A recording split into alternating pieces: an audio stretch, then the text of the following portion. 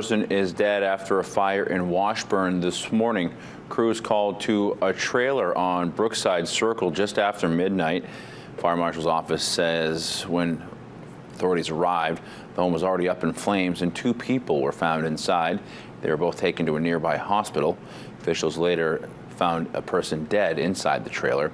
They have tentatively identified the victim as 62-year-old Stephen Balmain of Washburn. Body's being taken to the medical examiner's office for autopsy. Fire marshal's office says the initial investigation shows a generator being used in the entryway of the home that likely caused the fire.